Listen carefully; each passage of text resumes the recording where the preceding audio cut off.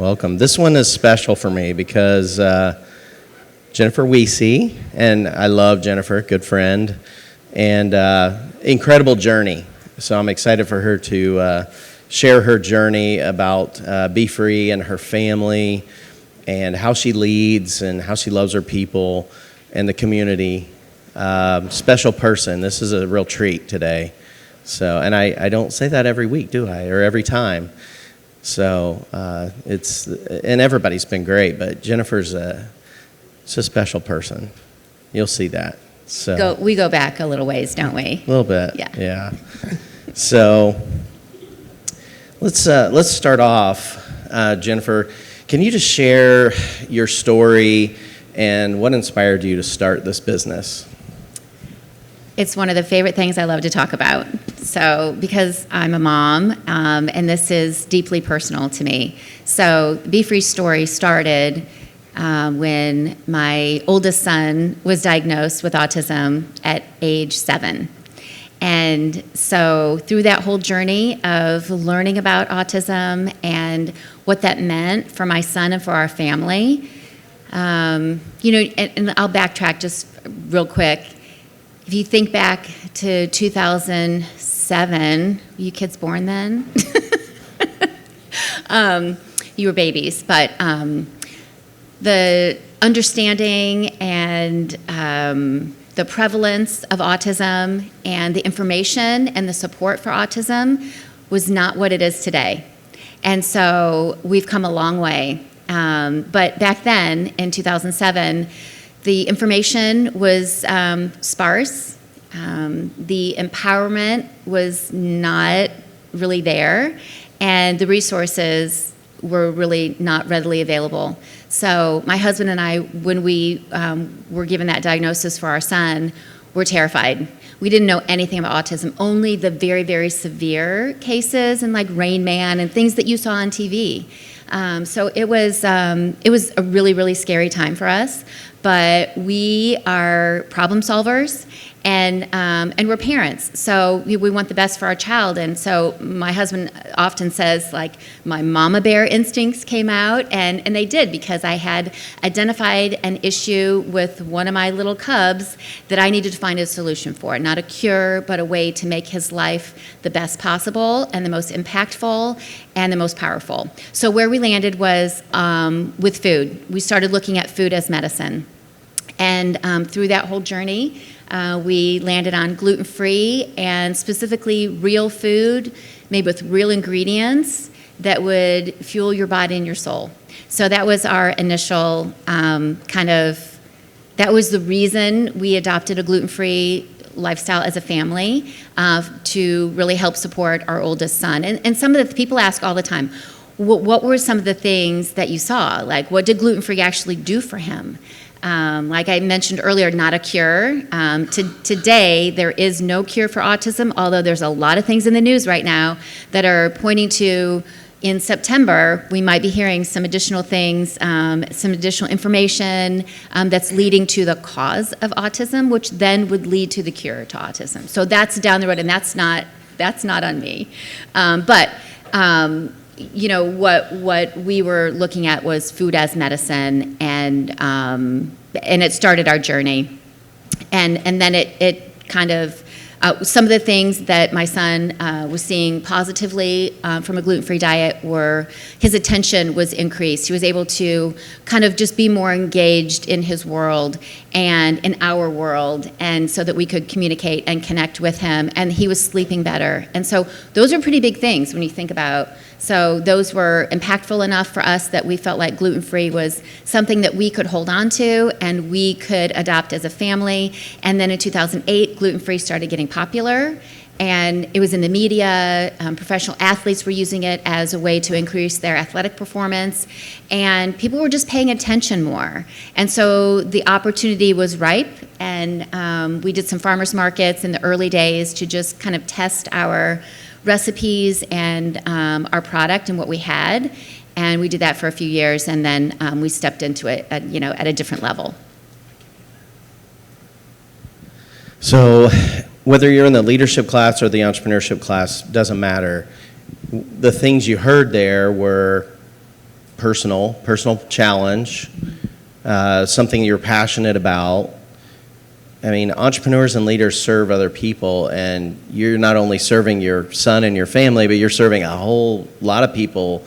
And it's not just autism either. It's people that have gluten allergies and celiac, things like that. So if you chase things that matter to you and you can solve people's problems and you're passionate about it, your odds of success and sticking with it go way up. Okay, very good. And then we have some photos up here.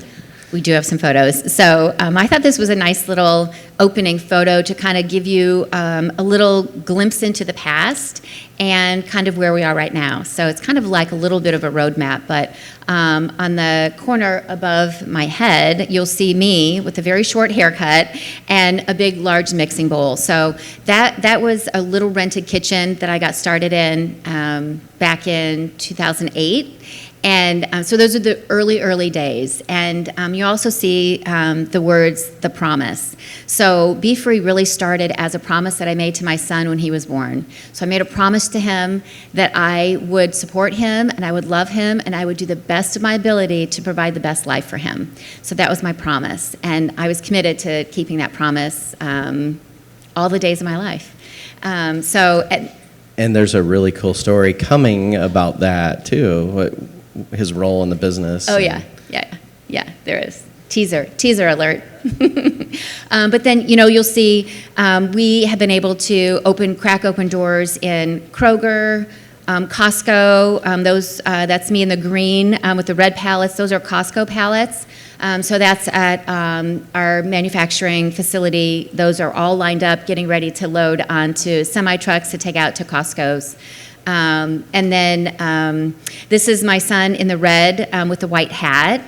This is Augie, and he's a Ball State grad, so he has a lot of really amazing accomplishments. And then the black, that's my chalkboard that I have in my office, and it just really kind of helps keep me focused on what's in front of me and what I really want to focus on. And then right above that, that was the picture of Hudson News. That was a 5-year process for us to crack open the door and get our products into Hudson News locations all over the country. And that just happened 2 weeks ago. So we got the invitation to do some live testing or live samplings at the Indianapolis airport. Right in front of the Hudson News locations there. So if you're traveling this summer or anytime in the future, keep an eye out for our product. You'll see these little snack bags in 3 different flavors in those 361 locations across the country. So we're really excited about that. And that's a big one too, because impulse buys and just volume of people going through. I remember your husband telling me people in airports buy. They do, and often the prices are more expensive in airports, but also the choices for better for you, real nutrient-dense snacks they're not that plentiful, so you kind of have slim pickings. Yeah. So what are some of the most significant challenges, or maybe one, that you've had, and how did you overcome that? There have been so many challenges. So I'm a Ball State grad as well, too. So I was here in the 80s, and I studied fashion merchandising and marketing. But you didn't hear food or food production or food management or any of that, right, in my schooling here. So a lot of the things that I've learned along the way are trial and error, making mistakes, getting back up, trying over again. And so because I don't come from a food background, I have had some additional learnings to happen. But also, I think one of the biggest things that I've learned is to really dial in what my strengths and my weaknesses are. So I can tell you exactly what I know what both are, but it took me a little while to really learn that.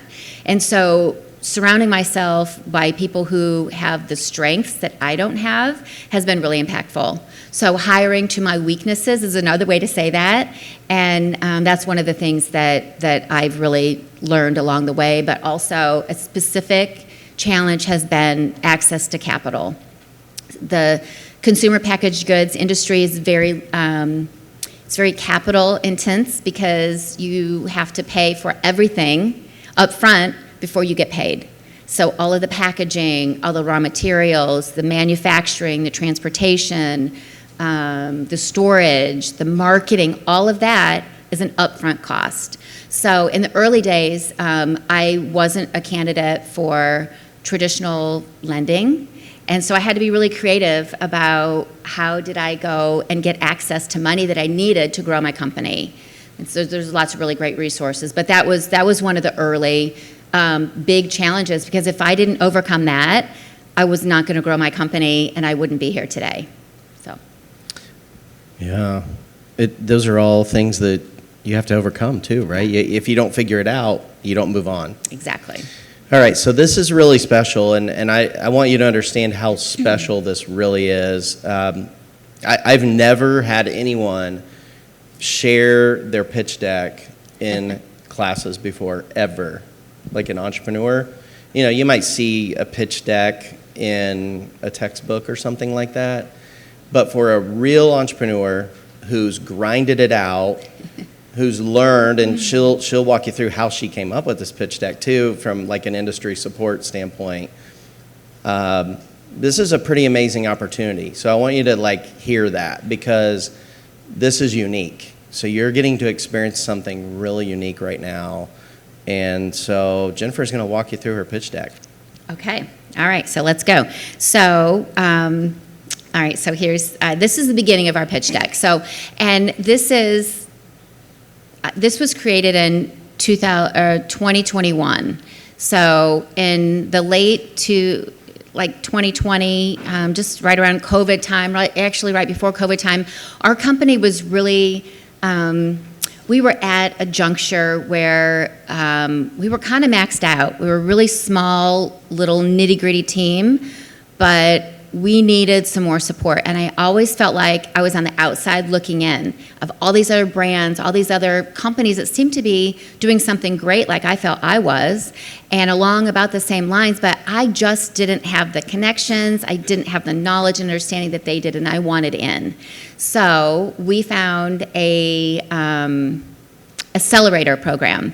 It was called SKU, is based in Austin, and so we applied for it, and out of 350 applications, they chose 9, and we were one of them. So we were really excited and really proud of ourselves for that. But what that did was it was a deep dive. We were connected to 9 mentors, to us specifically, and every week for an hour, we would have a different topic and we would dive deep into it. And so we were fully exposed. It was very, very uncomfortable, but I learned so much. And so during that course of 12 weeks with our SKU mentors, we developed and designed a pitch deck.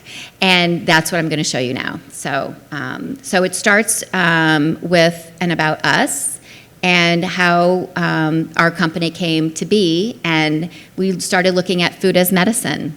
And we realized there were few healthy options, and Be Free Snack Mix was born out of that need and that identification that there was an issue, and we had a solution to that.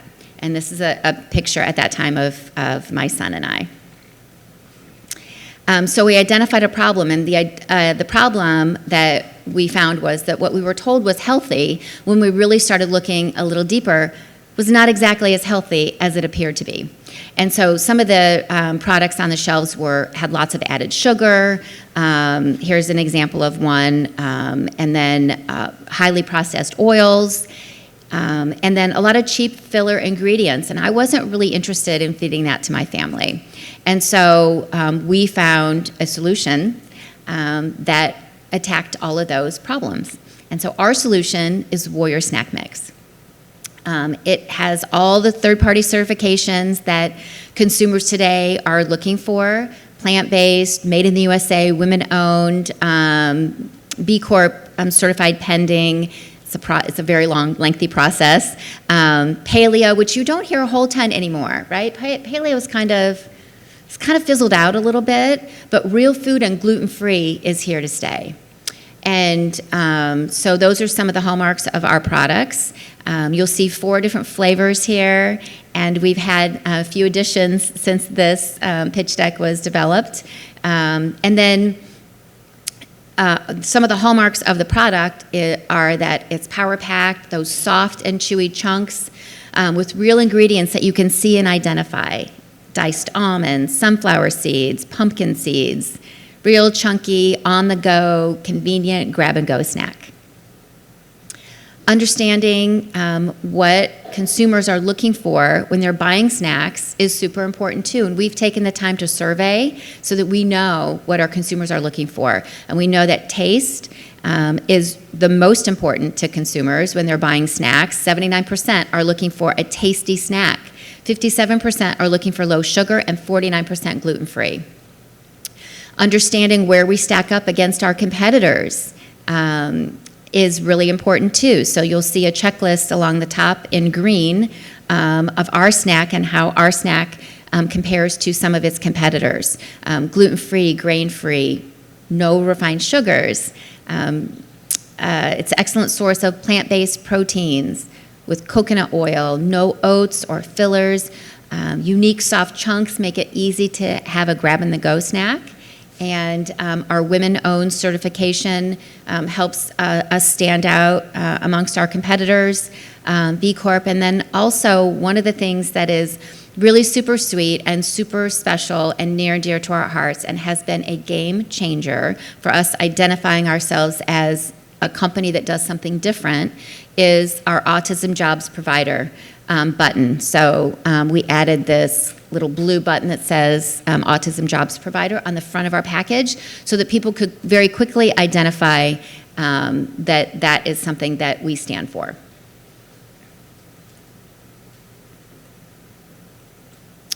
And then understanding the market, we do have a very strong connection to the market in that labeled allergen-friendly products are growing faster than the majority of other relevant attributes.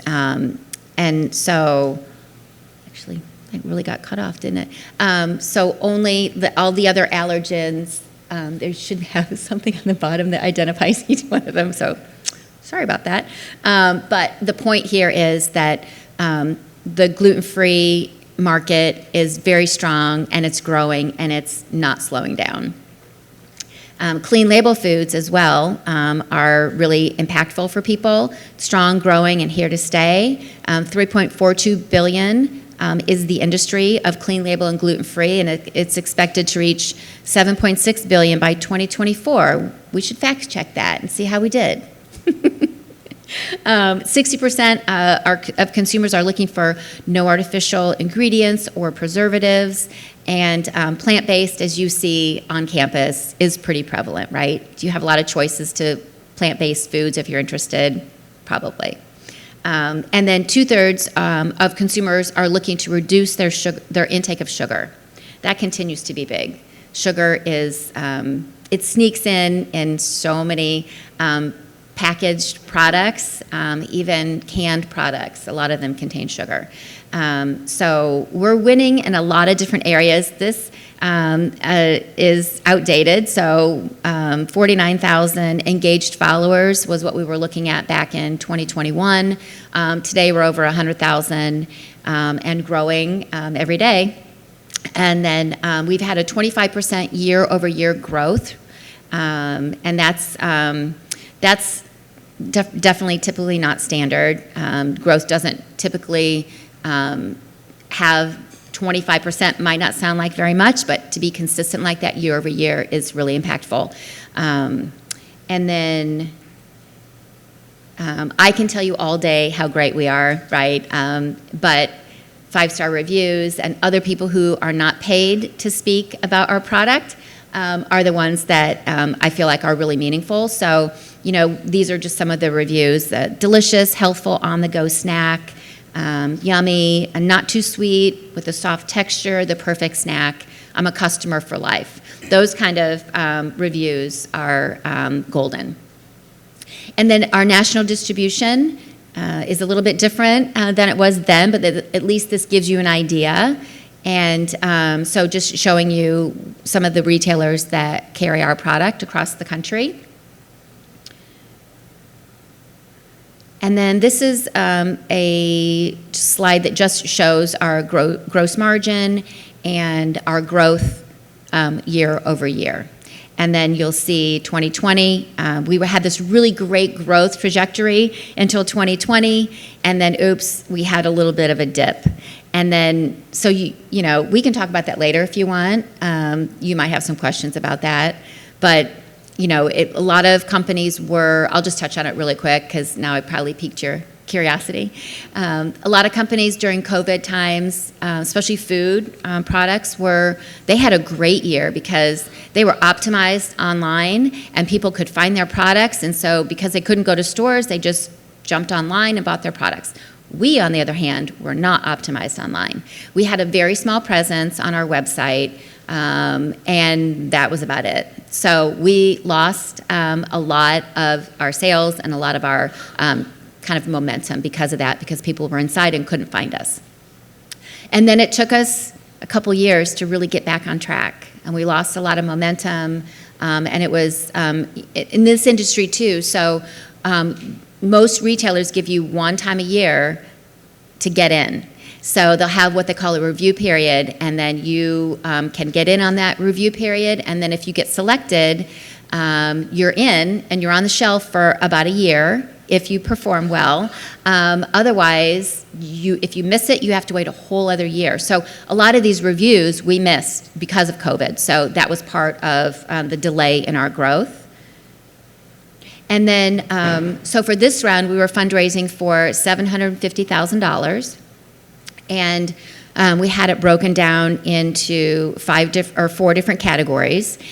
We knew that we needed money for more working capital for our manufacturing so that we could bump up our manufacturing. We knew we needed to hire talent for our team. Marketing needed to increase, and so did a new product and some variety in our products. So that's kind of how we broke it down. And then just showing your team, like who's behind you on your pitch deck is important too, so that your potential investors aren't looking at you as a one-person show. It's nice to show who your team is and what their experience is. And then our mentor team is listed here, and so these were our SKU mentors, and you notice some big company names on there: Mondelez, Pepsi, Hershey, some advisors, and some marketing and advertising people as well. So super impactful to surround ourselves with people who can have experience and have been there, done that, and will offer good advice to help keep us moving forward. And then if and when you're doing a pitch deck, don't forget to put your contact information on it. Whether you're giving it live or whether you're sending it ahead of time or as a follow-up, that was a good tip too, just to make sure that your contact info is there and easily available. Oh, there's a bunch of photos. Okay. All right, so I want you to picture Jennifer in a room with a Kroger buyer. They're doing line reviews, and she's walking through this deck. It may look a little different for different audiences, but in general, picture her pitching this to someone, like this is important. Picture her pitching this to a potential investor, venture capital firm, private investor, whoever. This is a tool. Picture her pitching this to potential team members, maybe, like someone who's going to join the team. So this is real, and that's pretty cool what you just saw, really.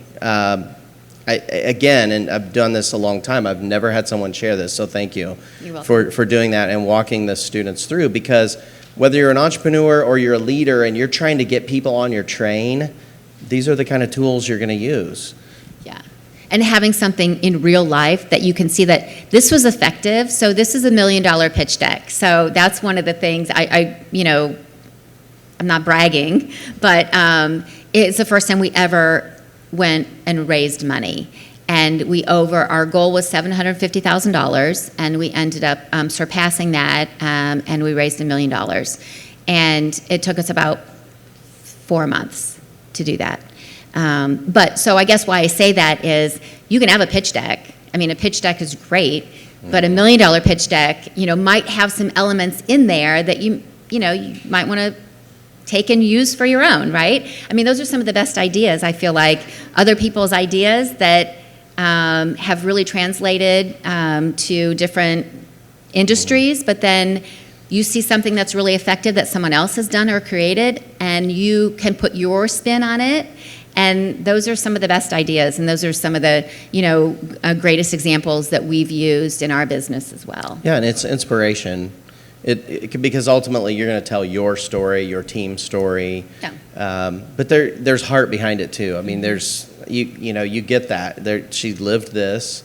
It was a family solution first, but then she started uncovering, there's a market here. Mm-hmm. There are more people that we can help with this. This doesn't have to be just Jen in the kitchen, whipping up batches for her son and maybe some friends. Yeah. There's a big market for this. So that's something to remember is you can always use inspiration. And I think, AI, we're going to talk about that real quick. You don't have to be sorry. It's a great tool. AI is a tool for inspiration. If you're just copying and pasting it, it's not you. You need it to be you. And we can tell. The point is, use it for inspiration. Like if you're stuck, and we get stuck, there's a lot of stuff going on in here. And when we get stuck, that's a good tool to use to get unstuck, but then make it your story. Make it what you care about. Don't just rely on something like AI or a pitch deck even. It needs to tell your story. Okay. Mm-hmm. Sorry about that. I had to throw that in there. Yeah, you have to. Because people want to hear from you.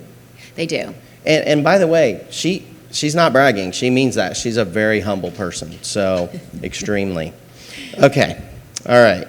So you had taken our ELI assessment, I think in the past, and 2022. I know a little bit about that because I created it.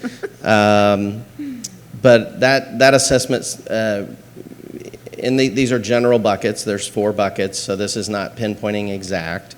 But would say you're a builder, so you're a business builder. Right. And we've talked about it enough. I think we've had some builders as guests, so I don't think I need to state what it is again. But my first question for you, I will say a little bit just for recap for Jennifer's sake, but just first off, just someone who can build a business, it's kind of a rainmaker that has that ability to put the pieces together and the people together and the story together to build a business. And how do we do that? We try to develop systems, processes. We bring on talent. We inspire people to get involved. We're passionate about it. Those are just some things that go into it. So first question is, how well do you think that describes you? It's kind of a bad time to ask that, right? Not very well. But I do think that describes me.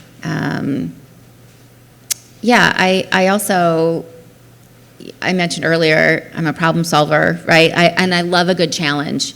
I do. I love a good challenge. And I would say in my earlier days, I would not say I was so much of a risk taker, but I am a big time risk taker. And especially when you find something that is meaningful and it has deep personal connection to you, it makes the risk taking easier, I feel like.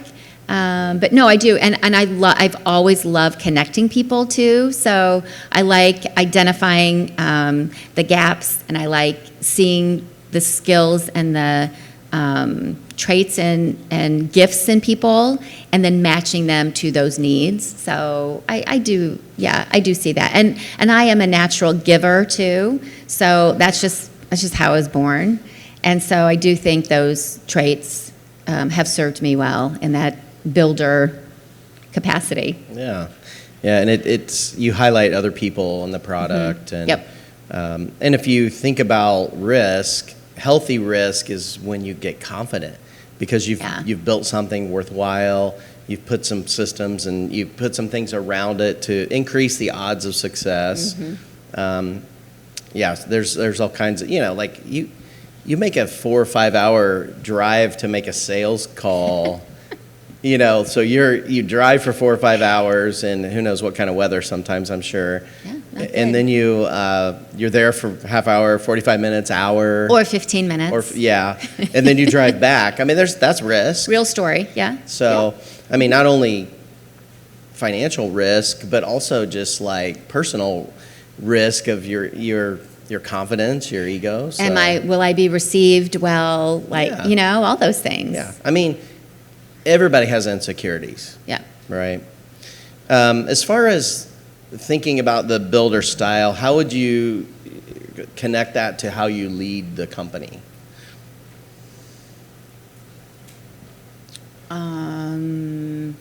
As far as like maybe me supporting our team instead of just doing it. Yeah. Putting right? the right people on the bus and on the right seats and support and inspiration. Right, and really looking. I mean, my goal is to make my team the best they can be, and if that means that they outgrow their position with Be Free and they go on to do something else, that's great. I mean, ultimately, I want them to stay on my team selfishly, but. Sometimes it isn't a good fit, and sometimes you do have to realize that, all right, maybe you're suited for a different position within the company, or, maybe you have a dream of your own and this really isn't it. This was a stopping place. And I feel like I have to be mature enough and confident enough to be able to handle those kind of things as well. You talked a little bit earlier about your strengths and weaknesses and complimenting yourself. So can you expand on that a little bit about the things you're naturally good at and then the things that you want to bring people along beside you? Yes. So my strengths are that I am a giver. I like to identify, I like to look for the good in people and in things and situations. And often I wear rosy-colored glasses, I will just say. But I do feel like that gives me a perspective of positivity that I try to go into every day with a positive attitude. And how do we, just have the best outcome for each day? But to really answer your question, my strengths are, I don't give up. I'm very, very persistent. When there's something that I feel that is important for our company or on a personal level, but we're talking about business. So if there's something important, I have a really great example right now. So we have a nonprofit called Be Free Bakes, and it is a job training program, and we have a lemonade trailer. I feel really passionate about our lemonade trailer being at Ruoff, which is the music center in Noblesville, for the season, and that our people should be there serving fresh squeezed lemonade to the concert goers. Now, the people I'm talking about are people with disabilities, and I feel really passionate about we belong in a space like that. And so I have been fierce, knocking on doors, trying to find the decision maker. I've met with the mayor, I've met with councilmen, I've met with Ruoff on all different levels. So anyhow, I'm probably going off on a little too much of a tangent, but because I feel that it's important and that we belong there. And if somebody doesn't, here's another thing too, like if somebody doesn't do it, I always have this sense of urgency. Like if I don't do it, somebody else is going to. And selfishly, I want it to be me. Not so that I can win, but winning is part of it. We all like to win. But so that I can help fulfill the dreams of my team and all the people that we serve and all the people that don't have a voice. That's what I feel like my biggest gift is being a voice for people who don't have a voice or who don't have a seat at the table. That's what drives me every day. That's what gets me fired up. And, just really looking to build community so that, we weren't created to live alone. So living and building a community is really important to me. So did I answer your question? Kind of. Might be a good time to talk a little more about the autism jobs and the work that your family's doing there. Sure. Yeah, so our son, Augie, who you saw a picture of earlier, he's 29 years old, and he is a Ball State graduate. He has a role in our company as a trainer, so for our job training facility, he is one of our trainers. He also has another 30-hour-a-week job that is his main job. Be Free is his sideline right now. But he works for a company called Janus Developmental Services, and they provide all kinds of support for people with intellectual and developmental disabilities. And he is such a great person for that type of job because, number one, he is a person living with a disability, so he has a unique understanding and compassion, and he's a natural coach and a natural leader and just very supportive. So he's really good and at what he does, and it's very much a natural position for him. But yeah, I'm really very, very proud of him. But the role that he plays in Be Free, and you can see him on a lot of our social media as well too, especially this month because it's Autism Awareness Month. So we're going a little deeper on autism than we normally do in storytelling and really just trying to shine a light on people that often get overlooked. So he is definitely a shining star for our company and for our community. Yeah, and I would say if you want to follow a really good leader and someone who leads movements and people, follow Jennifer on LinkedIn. Really, it's worth it. So yeah, check her out. She does a good job on there of like the message and being really positive. And one thing that I think is so cool that you do is even people that are somewhat in competition with you, perhaps. I mean, there's only so many dollars out there. Right. She's a cheerleader for those people too, and it's just you have choices in life, right? You can create a negative culture around something, or you can create a positive culture around something, and she's done a really good job of creating even a positive culture just in the industry. Well, that is very, very sweet of you. I do feel like, and I 100% agree with what you said, there's only so many dollars that people have, but there's a place for, I feel like there's a place for all the brands out there that want to have a seat at the table, that want to have a shelf on the space, space on the shelf. There's room for all of them because even though you can look at the ingredients in our product, and by the way, I have a bag for everybody before you leave. It's on the shelf over there, so don't forget to grab one. But you can look at the ingredients on our package: almonds, honey, almond meal, coconut, pumpkin seeds, sunflower seeds, coconut oil, vanilla extract, almond extract, sea salt. You could make this in your home kitchen. It might take you a few tries, but you could make this. It's not rocket science. But what's different about this is the heartbeat that's behind this, right? It's the heartbeat. It's the blood, sweat, and tears that we hope people, can feel when they look at our packaging, when they, look at our social media, when they look at our website and things like that. So it's the story that's behind it that makes it unique. But it's just granola. It's not that special. And there's a lot of those out there. And there's a lot of other really brands. And I feel like we're better together. So one granola company all by itself on a shelf isn't that meaningful. But a whole variety of them can be really impactful.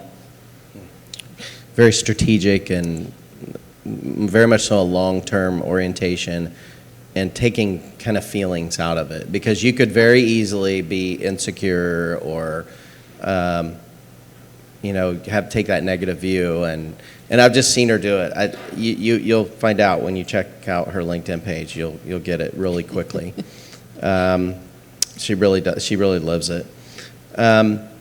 You talked a little bit about SKU, which, if you know the industry, like that's a double meaning, because this is a SKU. The barcode, it's also called a SKU. Yeah. So. Yeah, and like in retail, they have SKU numbers, and so that's, I think it's interesting they chose that, but that's their branding, so it attracted people to their cause. Talk about other support networks, mentoring, things that have helped people and things that have helped you along the way. Oh, yeah. So the mentors that were assigned to us back in 2021, some of those have stuck along with us. And so they're really super impactful, really, really supportive, our cheerleaders, so to say. And, I feel like I really am focused on building friendships and building relationships for the long term. And so I'm always looking at, where can we build a relationship that is lasting, and how can I also feel like being a person that is willing to give without knowing you're going to receive anything in return. Just that kind of attitude, I feel like, attracts people to you. And so if you can kind of operate in that mode, people will come to you, and people will naturally want to see what you're up to, and they'll be curious and interested in what you're up to for that reason. So I'm curious to hear your answer on this one, because it's been pretty consistent, I would say, this year with our speakers. So I'm just going to ask it straight how we have it here. How do you manage work-life integration, if there is such a thing, and ensure that you maintain well-being? That is a very timely question, and I'll tell you why. So, I will answer the question first, and then I'll give a little story. That is a lifelong process, I feel like. Work balance. What did you call it? You didn't call it balance. You called it integration. Is that what yeah? Yeah, work-life integration is balance. Same thing. Yeah, it's it takes work, like any relationship takes work, right? Your friendships don't last if you abandon them. Work-life balance takes work. It takes conscious effort and conscious work every day. And I would say, though, it's helpful if you can have someone that will help keep you in check. And what I mean by that, so we're a family business, so my husband has a role in Be Free as well, and so does our son, and our other sons help out whenever we need help as well, too, but they don't have a full or official, title with the company, but still very helpful and impactful.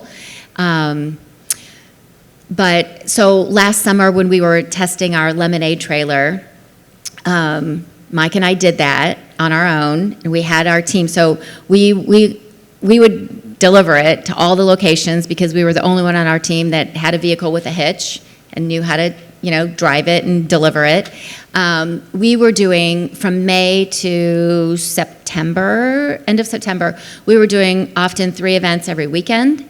And working full-time and managing a nonprofit and a training center and a regular business and trying to grow that business and have a family. Oh, and I love to run and cycle, and we have a dog, and you know what I mean? I have friends and, all these other things. And so in October and November, I just couldn't figure out why I was so blue.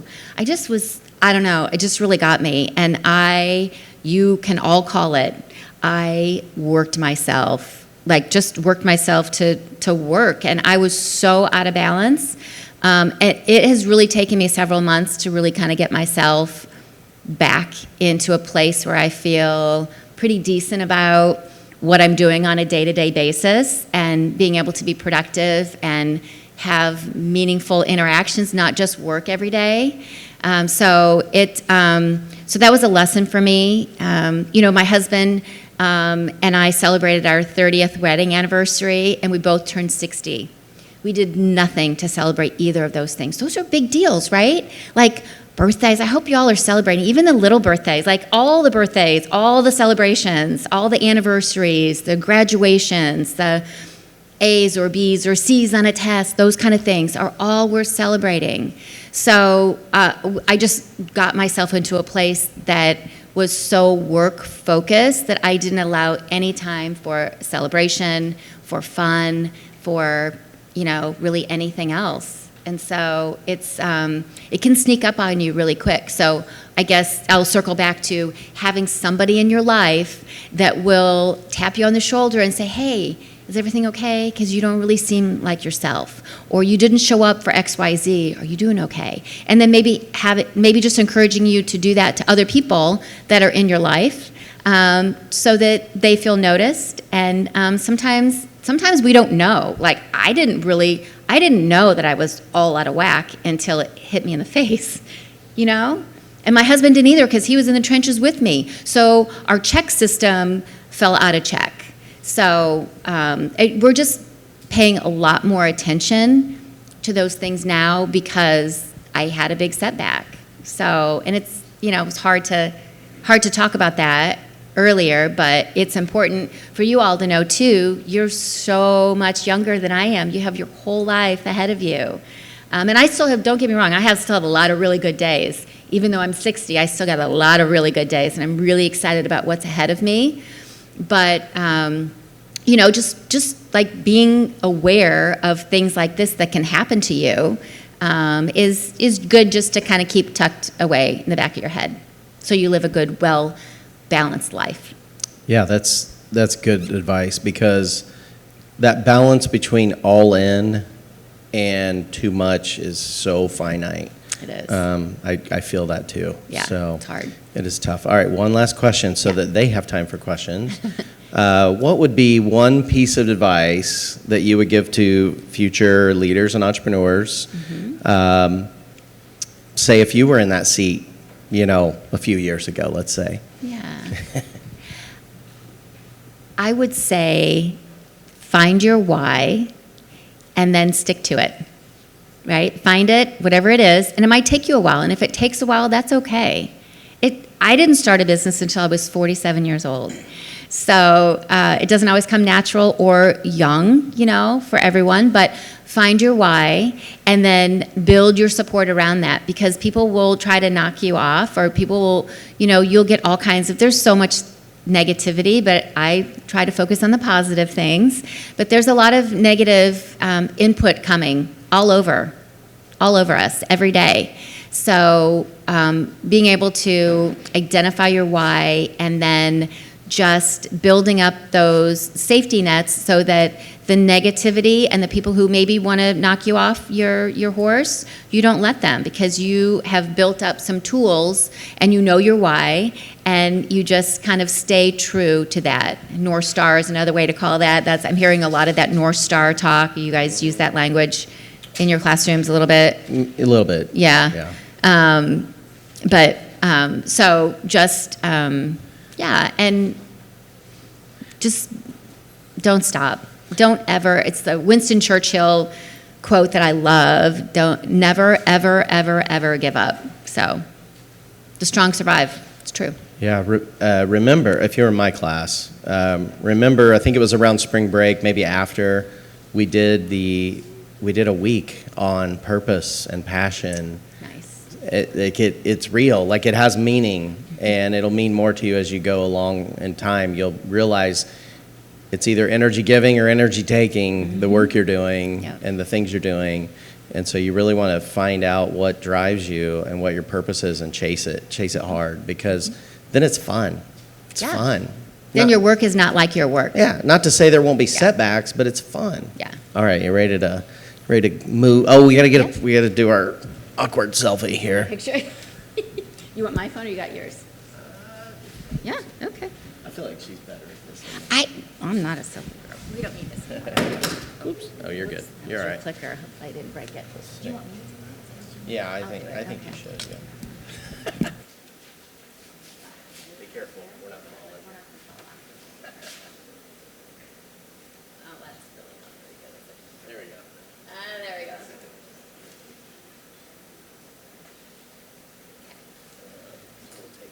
That wasn't too awkward.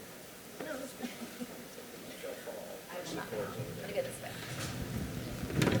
Okay, questions. Who has questions? Okay, so you talked a lot about your team and building your system of checks and balances and hiring to your weaknesses. So during those kind of struggle times, like the finances and then COVID moving online, how were you and your team able to support each other through that? Thank you so much. That was really important for us. So one of the things we did, because we weren't all in the office together, we were working remote. But I love nature, and I really get a lot of power from nature. So once a week, we would meet at a trail close by, and would gather and walk, 6 feet apart, have our little social distancing. But we did that on a weekly basis so that we could just feel connected. That was one of the ways. And then we also, we've really built our company to be remote prior to that. So we had, all the FaceTime and things like that. But the weekly walks were really impactful. So. All right, who's next? Okay.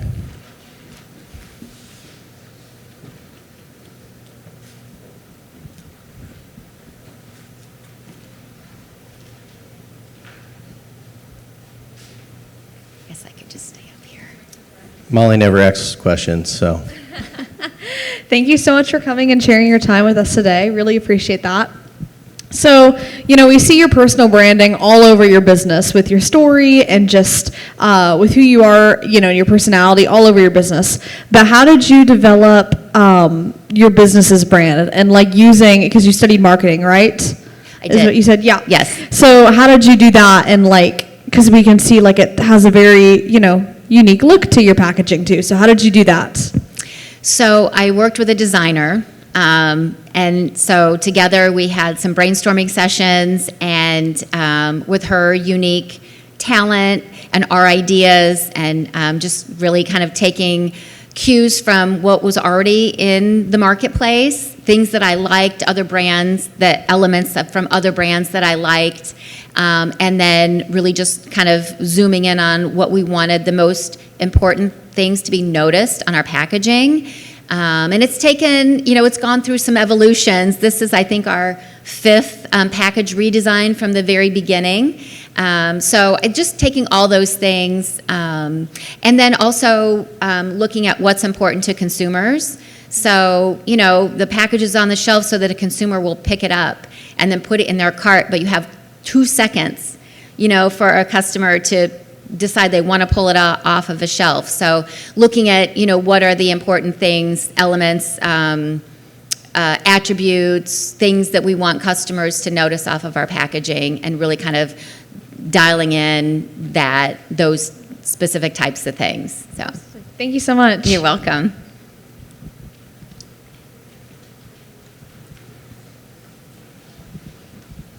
I had another question to kind of play off of that. So with all of your values, how did you pick your suppliers? Did you have criteria that they had to meet, or was there something about maybe their mission that really spoke to you? How did you choose those? Yeah, that is a great question. So, number one, quality is really important to us. So we chose all of the ingredients in our products based on their nutrient value, and their taste profile. So, so after that, so number one, all the food that we make is gluten-free, so it had to be gluten-free. And then number two, we wanted it to be nutrient dense, and as close to home as possible. So we source as many ingredients as we can from the United States. And then kind of, so, in those stepping stones, then the next thing that would be really important would be, what kind of company is it? Number one, are they nice to work with? That seems so ridiculous, but there are a lot of companies out there that maybe don't even return their phone calls. Like, can you communicate with them? Do they have a good communication system? Do you like them? Are they friendly? Are they responsive? Those kind of things are really important. And then do they stand for something? Are they a women-owned company? Do they have a social give back that they stand for? So on kind of all of those things, but kind of in that hierarchy, I would love to say that I would only work with women-owned businesses or businesses that support their community in a meaningful way. That's all great, but the hardcore fact is there aren't enough of the suppliers of the ingredients that we need to be that selective. So we do it in ways that we can. So thank you. That was a good question. Anybody?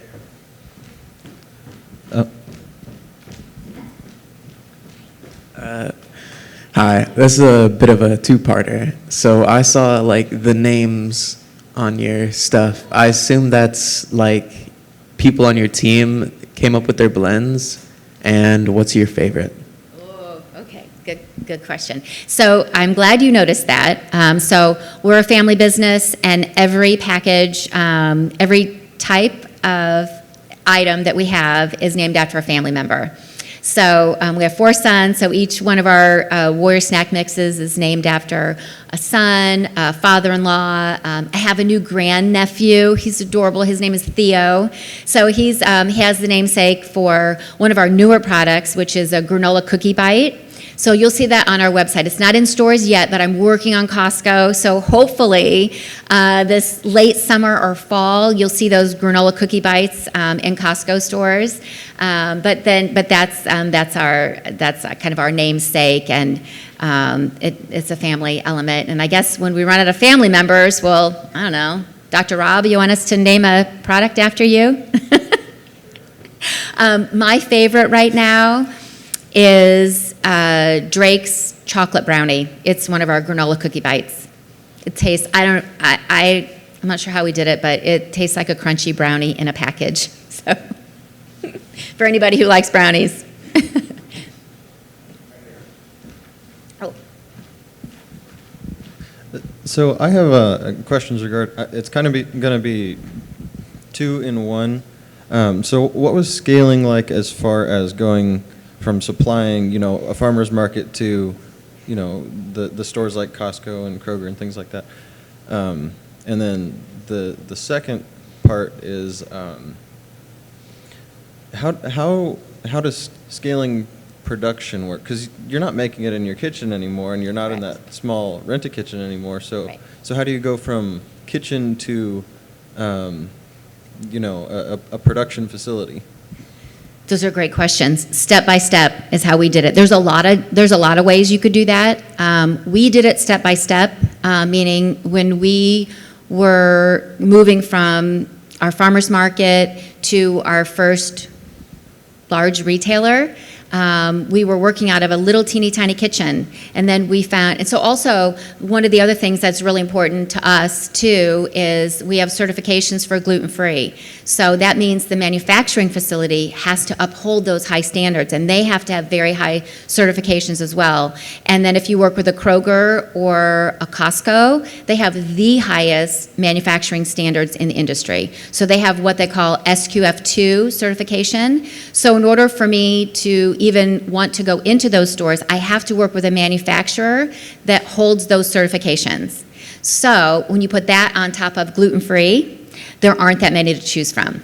So, but what we did, we found smaller manufacturers that could work with our minimum quantities, and then when we would outgrow them, we would find the next one that would take the next quantity that we were looking at manufacturing, and then we would just kind of do it step by step by step like that. And now we work with manufacturing. Our manufacturing is done in Michigan because it's the closest to home that we could find that meets all those qualifications and all those standards and holds all the certifications that we've put on our packaging.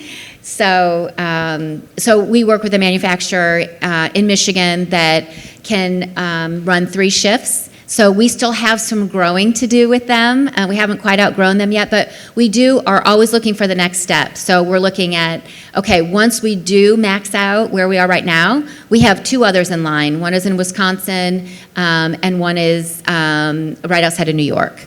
So always looking for what's next so that we don't miss a beat and we can continue producing to the quantity that we're in demand for. Those are great questions. Thank you.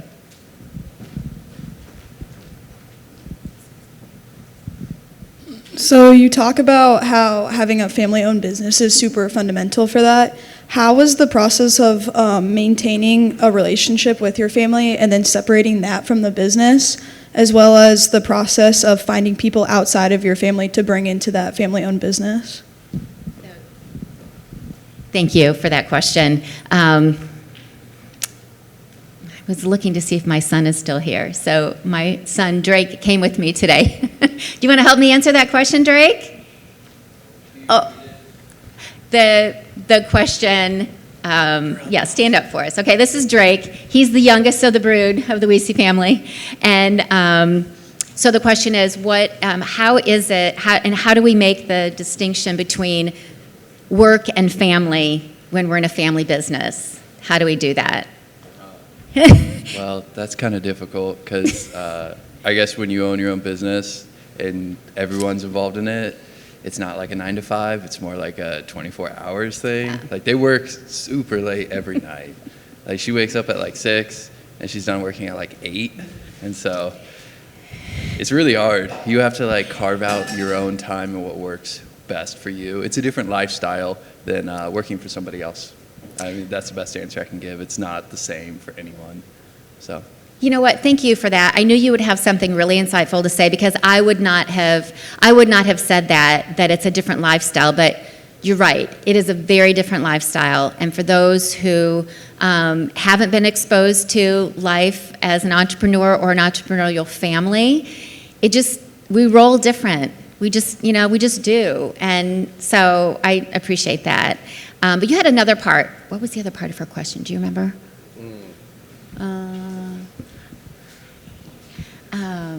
Thank you, Drake. I appreciate that. Did we have a part B to that question?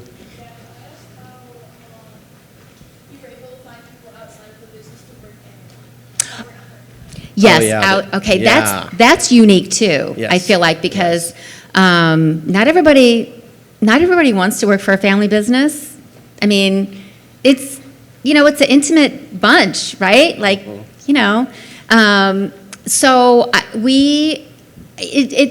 just feel like it takes a certain personality of somebody who wants to work for a family business and can do that successfully. And part of it, we've gotten lucky. We've gotten really lucky. But also, I think that, the qualities that we look for in people to join our team are like, we want people who value family.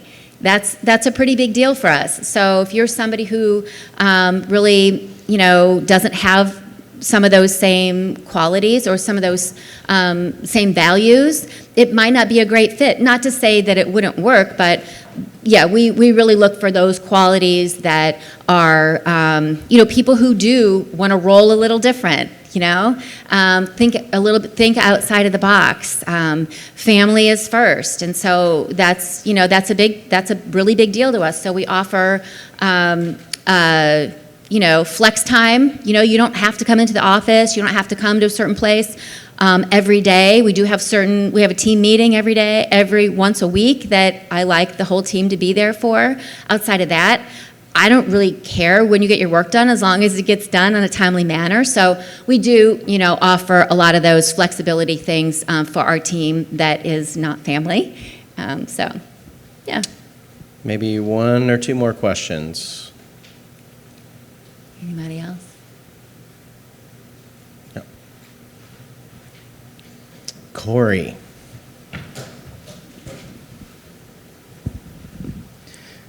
Hello, thanks.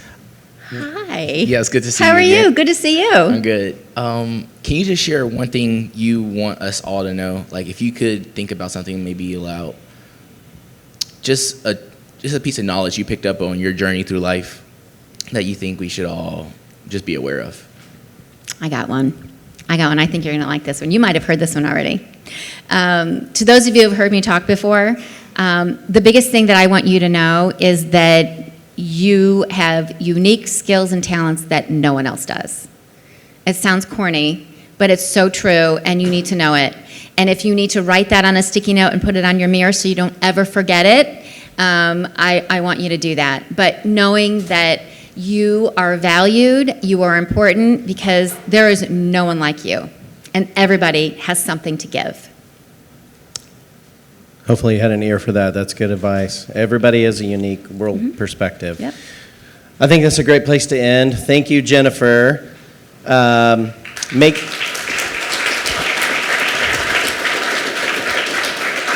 Pretty cool, huh? So make sure if you're in Dr. Dixon's class, you take care of the pulley V. If you're in my class, make sure you turn in your 3 key insights and golden nugget. You can do that And right take a over snack. here. And also, yes,